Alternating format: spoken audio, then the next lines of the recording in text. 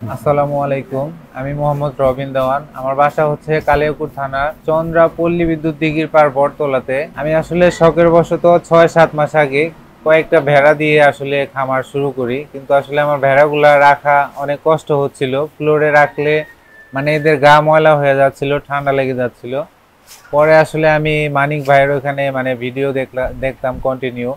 তো ওই ভিডিওগুলো দেখা তার খামারের যে মাচাগুলা দিয়ে আসলে খামারটা করা ছিল, ওই মাচাগুলা দেখে আসলে আমার কাছে অনেক ভালো লাগে, আমি উদ্বুদ্ধ হই।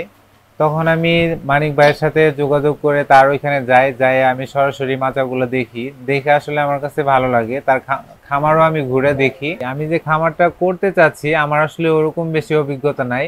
তো আমি আসলে চাচ্ছি যে আসলে মানিক ভাইয়ের পরামর্শ অনুযায়ী আমি এই খামারটা আসলে ধীরে ধীরে পরিবর্তন করার বা উন্নত করার চেষ্টা করব।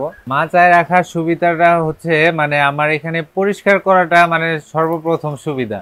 মানে মাচাটা ঝাড়ু দিলেই ময়লাটা ক্লিয়ার হয়ে যায়, আর পানি মারে দিলে মানে মাচাটা খুব দ্রুত শুকায় যায়, ভিজা থাকার কোনো থাকে না। আর আগে আমার ফ্লোরটা শুকাইতেই চাইতো না, একবার ধুইলে 3-4 দিন লেগে যেত, আর এর মধ্যে প্রস্রাব করলে তো কথাই নেই।